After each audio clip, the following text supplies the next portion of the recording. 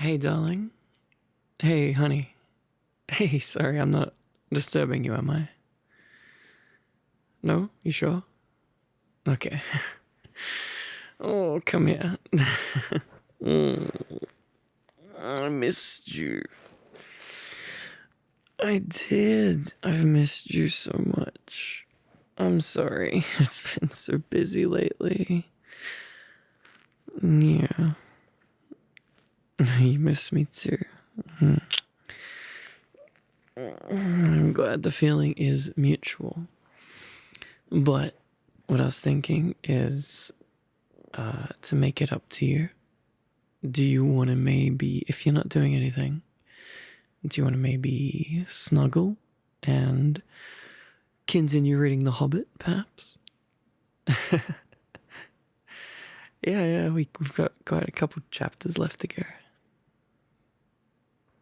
Yeah, you just want to snuggle? Okay, well that, we can multitask here. But I also am just very much down to snuggle with you. Yeah, come on. It's almost a rare occurrence that we're both home at the same time these days, and I want to take full advantage. And first, come here. No, come here.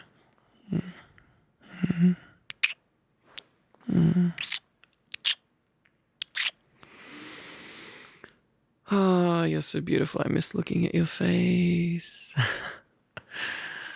Oh, you're so damn cute. Holy crap. Anyway, I have plenty of time to stare at your face for the next few days. Thank God. Some time off. I'm happy. Are you happy? Yay. Alright, well, get comfy, Mr. Bilbo. Yeah, you're Mr. Bilbo now, and I am Smaug the dragon, and I'm gonna eat you up. Okay, where's this flippin' book? Here we are. Yeah, just as close as you can possibly be to me. That's kind of where I want you. Yeah, snuggle. Where's the blanket? Let's get this. Just. Oh, you little cutie pie. Look at you. Why are you so adorable? Me? I'm not the adorable one. You're talking nonsense. I just established that I'm a big, scary dragon. Come on.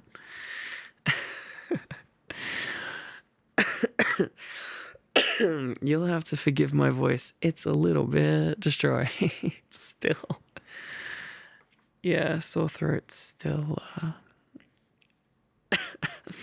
It's not helpful. It's certainly not helpful for reading, but we'll make it work, okay? I'll put on my gruffest dwarf voice. I'm sure Mr. Scottish Thorin will sound fantastic like this. Excuse me. Goodness. All right, what chapter were we up to? Do you remember? Do you remember?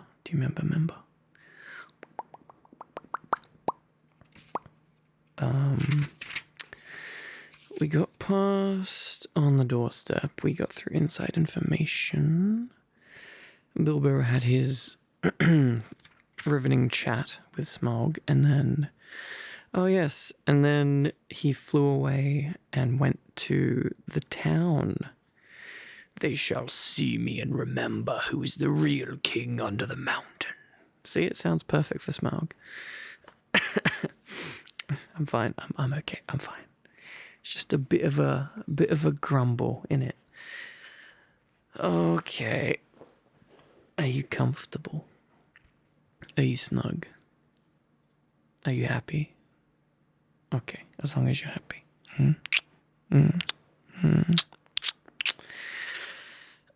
Chapter 13, hereby known as X333 111 XIII. Yes, Roman numerals are my forte, clearly. Not at home is the title of this. Can relate to that. Okay, enough nonsense from me. Let us begin, my little cutie pie. So as we know, the dragon flew away, and the dwarves they're buried inside now, aren't they? The entrance that they came in is now, like, broken. So they're just stuck inside Erebor. So in the meanwhile, the dwarves sat in darkness, and utter silence fell about them. Little they ate and little they spoke. They could not count the passing of time, and they scarcely dared to move, for the whisper of their voices echoed and rustled in the tunnel. If they dozed, they woke still to darkness and to silence going on unbroken. At last, after days and days of waiting, as it seemed, when they were becoming choked and dazed for want of air, they could bear it no longer. They would almost have welcomed sounds from below of the dragon's return. In the silence they feared some cunning devilry of his, but they could not sit there forever. Thorin spoke. "Let us try the door." Gotta remember my Thorin voice. He said, "I must feel the wind on my face soon or die. I think I would rather be smashed by Smaug in the open than suffocate in here." So, several of the dwarves got up and groped back to where the door had been, but they found that the upper end of the tunnel had been shattered and blocked with broken rock. Neither key nor the magic it had once obeyed would ever open that door again. "We are trapped," they groaned. "This is the end. We shall die here." But somehow, just when the dwarves were most despairing, Bilbo felt a strange lightening of the heart, as if a heavy weight had gone from under his waistcoat. "Come, come," he said. "While there's life, there's hope, as my father used to say, and third time pays for all. I am going down that tunnel once again. I've been that way twice, when I knew there was a dragon at the other end, so I will risk a third visit when I am no longer sure. Anyway, the only way out is down, and I think this time you had better all come with me." In desperation, they agreed, and Thorin was the first to go forward by Bilbo's side. "Now do be careful," whispered the hobbit, "and as quiet as you can be.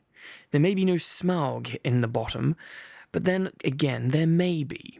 Don't let us take any unnecessary risks." Down, down they went.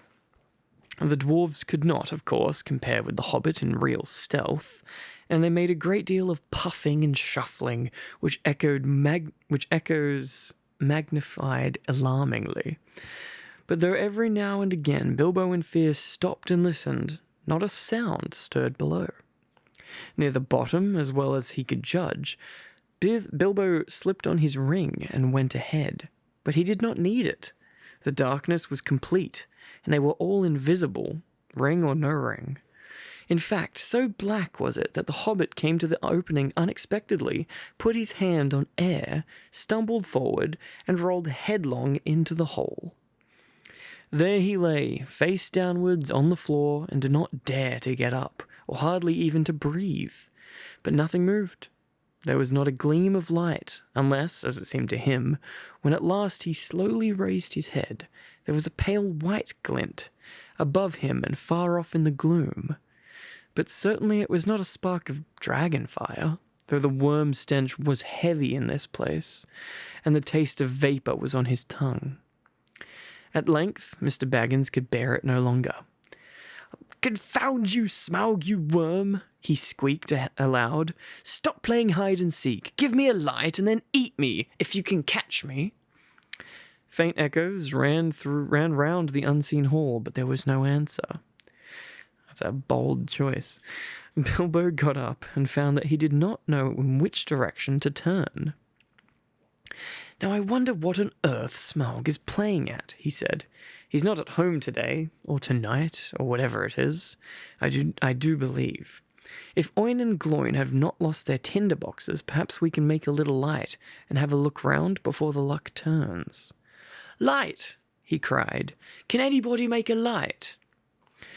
The dwarves, of course, were very alarmed when Bilbo fell forward down the step with a bump into the hall, and they sat huddled just where he had left them at the very end of the tunnel. "Shh, shh," they hissed, when they heard his voice. And though that helped the Hobbit to find where they were, it was some time before he could get anything else out of them. But in the end, when Bilbo actually began to stamp on the floor and screamed out "light" at the top of his shrill voice, Thorin gave way, and Oin and Gloin were sent back to their bundles at the top of the tunnel. After a while, the twinkling gleam showed them returning, Oin with a small pine torch alight in his hand, and Gloin with a bundle of others under his arm. Quickly Bilbo trotted to the door and took the torch, but he could not persuade the dwarves to light the others or to come and join him yet. As Thorin carefully explained, Mr. Baggins was still officially their expert burglar and investigator.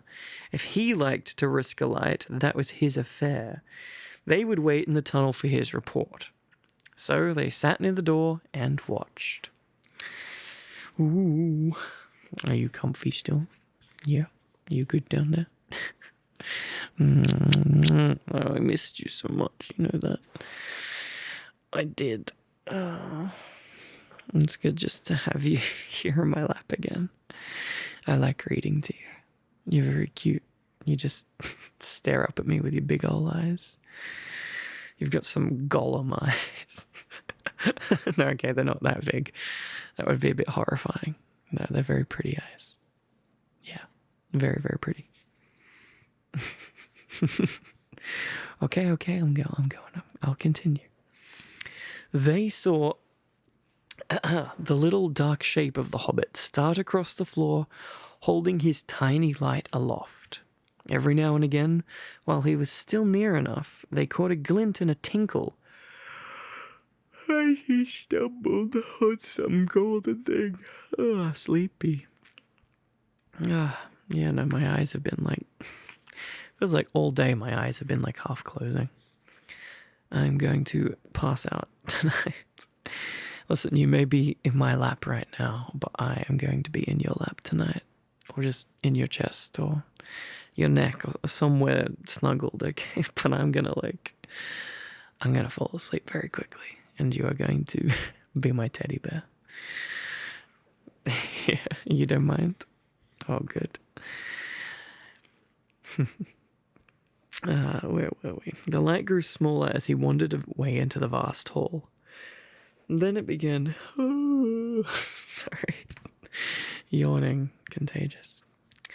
Then it began to rise dancing into the air. Bilbo was climbing the great mound of treasure. Treasure planet. Soon he stood upon the top and still went on. Then they saw him halt and stoop for a moment, but they did not know the reason. There's a plot point here. It was the Arkenstone, the heart of the mountain. So Bilbo guessed from Thorin's description. But indeed, there could not be two such gems, even in so marvellous a hoard, even in all the world. Ever as he climbed, the same white gleam had shone before him and drawn his feet towards it. Slowly it grew to a little globe of pallid light. Now as he came near, it was tinged with a flickering sparkle of many colours at the surface. Sorry. Excuse me. Reflected and splintered from the wavering light of his torch. At last, he looked down upon it, and he caught his breath. It's almost as beautiful as you, baby. The great jewel shone before his feet, of its own inner light, and yet cut and fashioned by the dwarves who had dug it from the heart of the mountain long ago. It took all light that fell upon it and changed it into 10,000 sparks of white radiance, shot with glints of the rainbow. Excusez-moi. Dying. That's okay. I'm fine. Suddenly, Bilbo's arm went towards it, drawn by its enchantment. His small hand would not close about it, for it was a very large and heavy gem, but he lifted it, shut his eyes, and put it in his deepest pocket.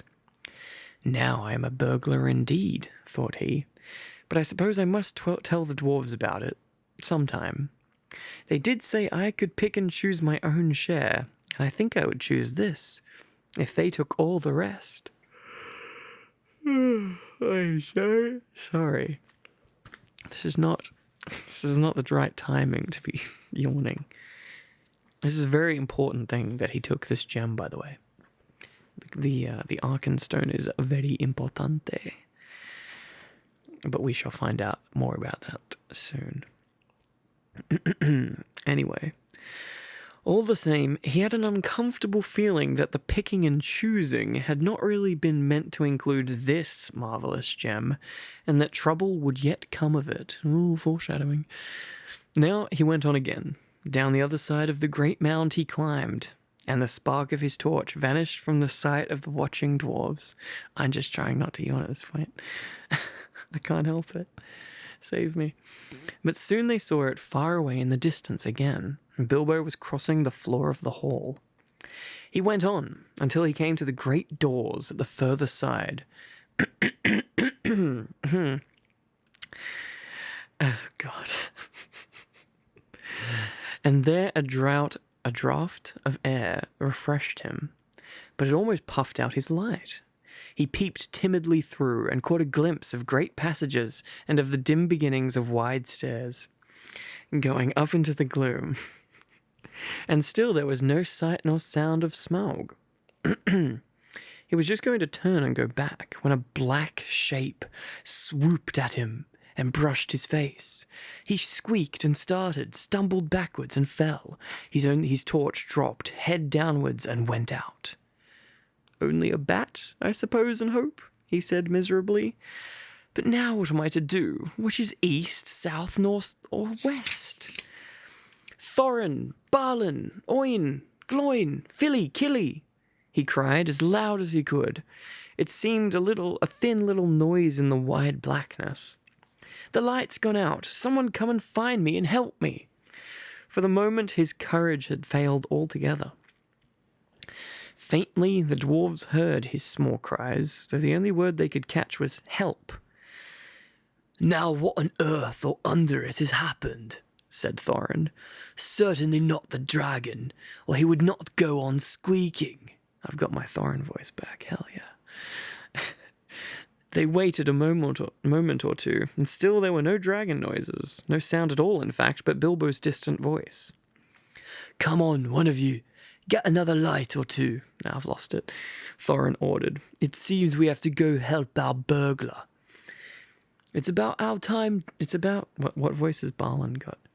"It's about our turn to help," said Balin, "and I am quite willing to go. Anyway, I expect it is safe for the moment." Gloin lit several more. I was going to say, take a shot for like every different, unique voice I've given the same dwarf each time I've read a chapter. Listen, they're very multifaceted chaps, okay? They're full of personality and different voices, apparently. Gloin lit several more torches, and then they all crept out one by one and went along the wall as hurriedly as they could. It was not long before they met Bilbo himself coming back towards them. His wits had quickly returned as soon as he saw the twinkle of their lights. "Only a bat and a dropped torch, nothing worse," he said in answer to their questions. Though they were much relieved, they were inclined to be grumpy at being frightened for nothing. But what they would have said if he had told them at that moment about the Arkenstone, I don't know. The mere fleeting glimpses of treasure which they had caught as they went along had rekindled all the fire of their dwarvish hearts. And when the heart of a dwarf, even the most respectable, is wakened by gold and by jewels, he grows suddenly bold, and he may become fierce. The dwarves, indeed, were no longer needed any urging. All were now eager to explore the hall while they had the chance, and willing to believe that, for the present, Smaug was far away from home. Each now gripped a lighted torch, and as they gazed, first on one side and then on another, They forgot fear and even caution. They spoke aloud and cried out to one another as they lifted old treasures from the mound or from the wall and held them in the light, caressing and fingering them. Philly and Killy were almost in merry mood, and finding still hanging there many golden harps strung with silver, they took them and struck them, and being magical, and also untouched by the dragon, who had no interest in music, they were still in tune. The dark hall was filled with a melody that had long been silent, but most of the dwarves were more practical. They gathered gems and stuffed their pockets, and let what they could not carry fall back through their fingers with a sigh. Thorin was not least among these, but always he searched from side to side for something which he could not find. It was the Arkenstone, but he spoke of it yet to no one.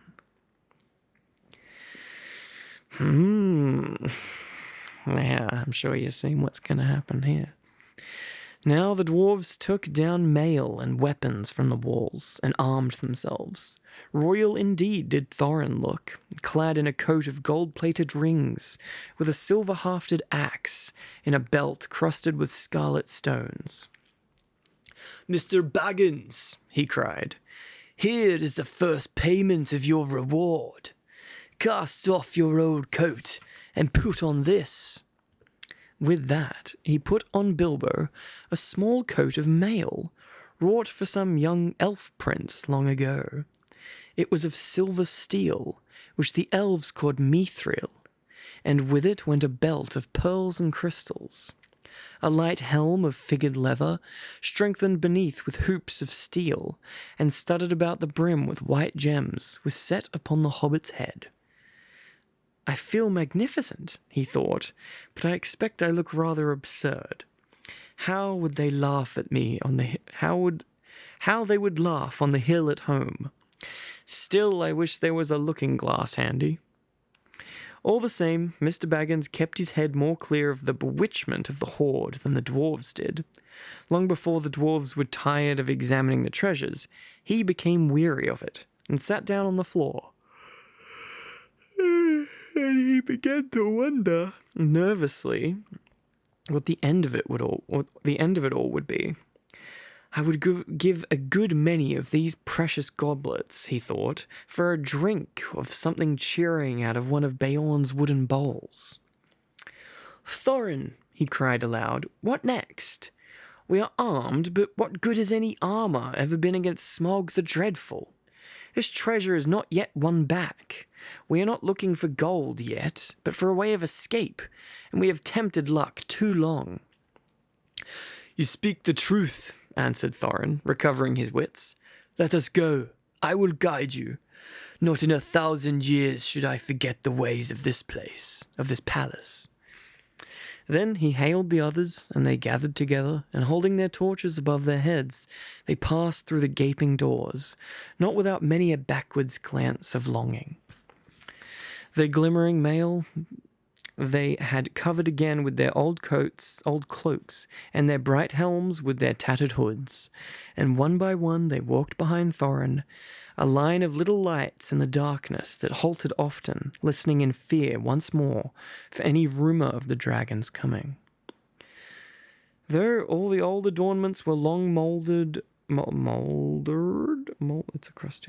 or destroyed, and though all was befouled and blasted with the comings and goings of the monster, Thorin knew every passage and every turn. They climbed long stairs, and turned and went down wide echoing ways, and turned again, and climbed yet more stairs, and yet more stairs again. These were smooth, cut out of the living rock, broad and fair, and up the dwarves went, and they met no sign of any living thing, only furtive shadows that fled from the approach of their torches, fluttering in the draughts. The steps were not made, all the same, for hobbit legs, and Bilbo was just feeling that he could go on no longer, when suddenly the roof sprang high and far beyond the reach of their torchlight. A white glimmer could be seen coming through the opening far above, and the air smelt sweeter. Before them, light came dimly through great doors that hung twisted on their hinges and half burnt. "This is the great chamber of Thrall," said Thorin, "the hall of feasting and of council. Not far off now is the front gate." They passed through the ruined chamber. Tables were rotting there. Chairs and benches were lying there, overturned, charred and decaying. Skulls and bones were upon the floor, among flagons and bowls and broken drinking horns and dust. As they came through yet more doors at the further end, a sound of water fell upon their ears, and the grey light grew suddenly more full. "There is the birth of the running river," said Thorin. "From here it hastens to the gate. Let us follow it." Out of a dark opening in a wall of rock there issued a boiling water, and it flowed swirling in a narrow channel, carved and made straight and deep by the cunning of ancient hands. Beside it ran a stone-paved road, wide enough for many men abreast. Swiftly along this they ran, and round a wide-sweeping turn, and behold, before them stood the broad light of day. In front there rose a tall arch, still... excusez-moi. Oh, my goodness. In front there rose a tall arch, still showing the fragments of old carven work within, worn and splintered and blackened though it was.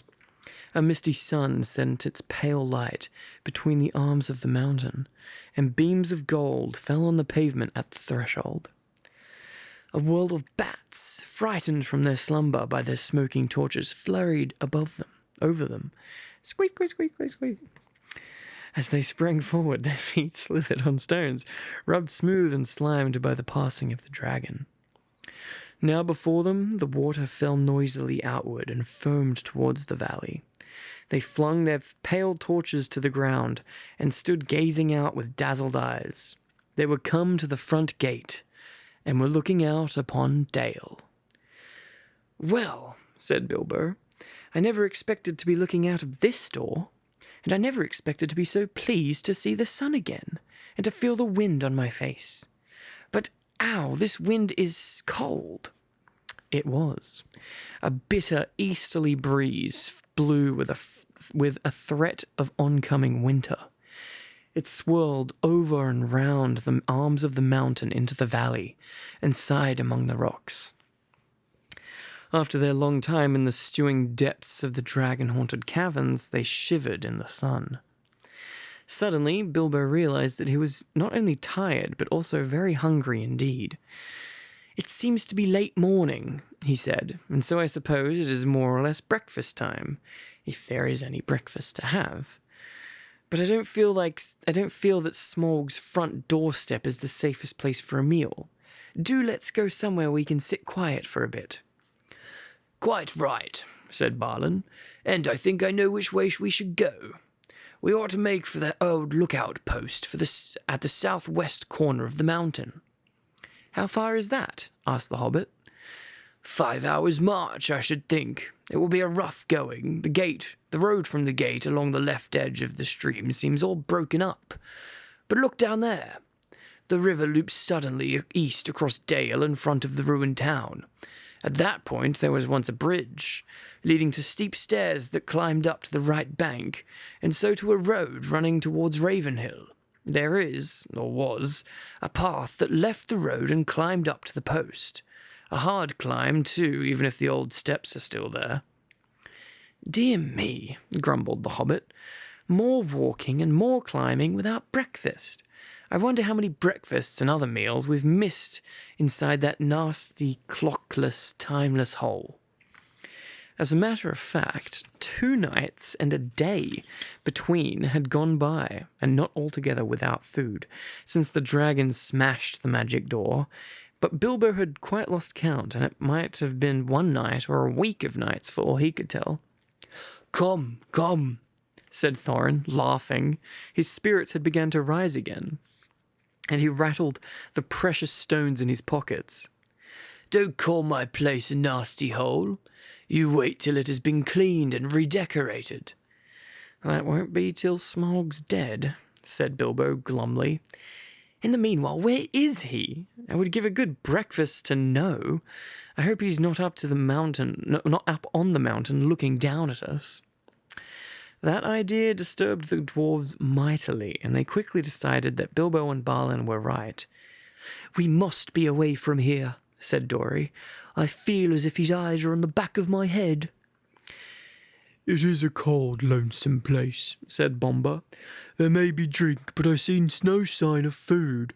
A dragon would always be hungry in such parts. Come, come, cried the others. Let us follow Balin's path. Do. You enjoying my voices? Aren't they fantastic?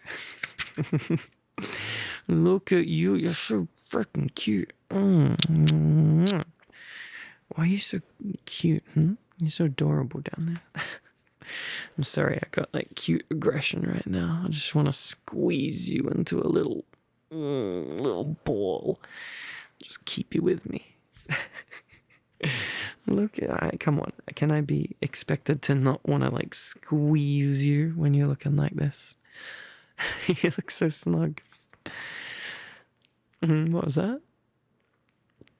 Oh, honey, I missed you too. I missed you very, very much.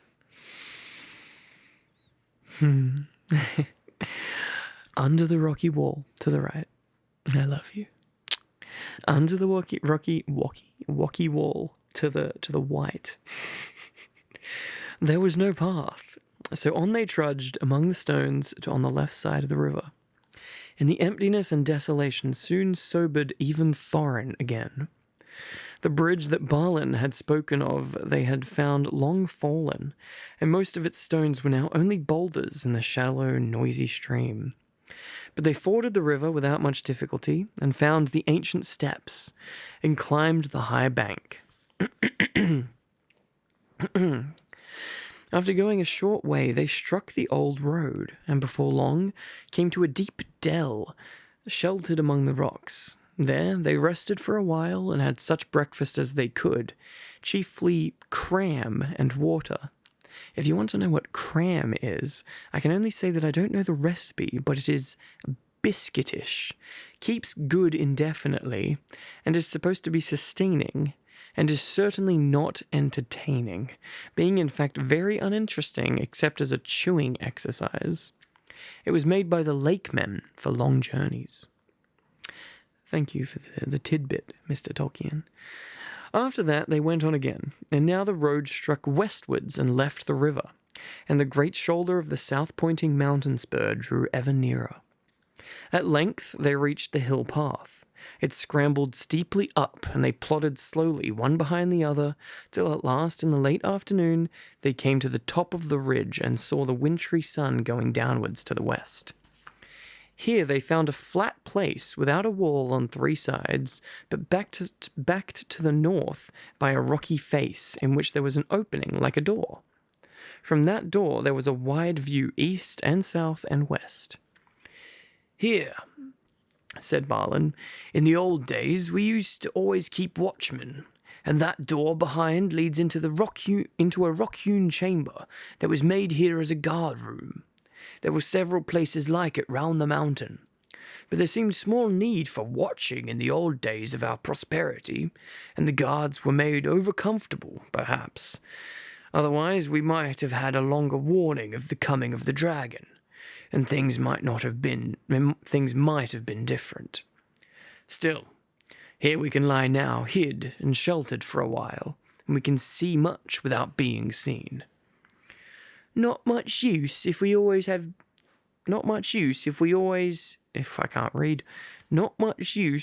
have been seen coming up here, said Dory, who was always looking up towards the mountain's peak as if he expected to see Smaug perched there like a bird on a steeple. We must take our chance of that, said Thorin. We can go no further today.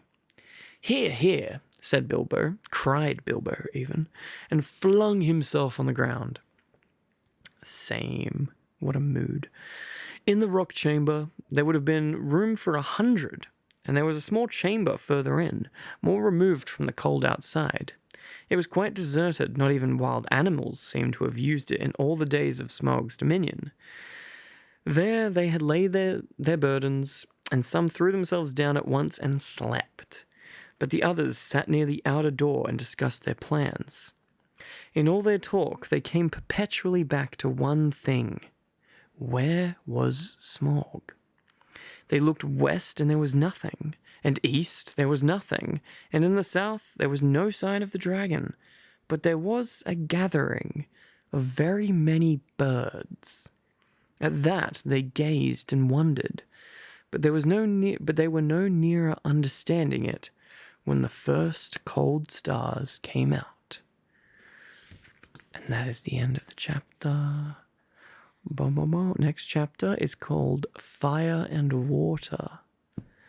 Wonder what that would entail. Ooh. Oh, was that good, honey?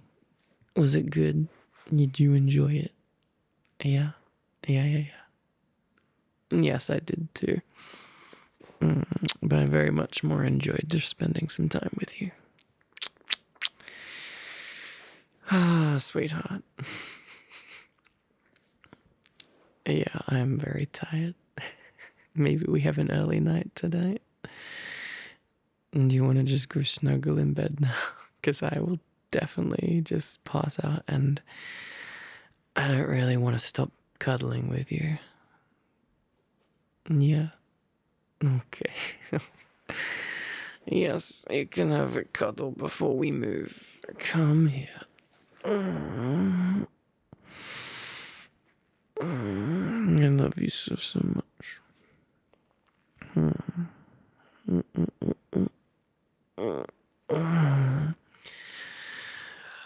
Okay, maybe we lie here for a little bit longer. I'm too tired to move. No, too tired. I love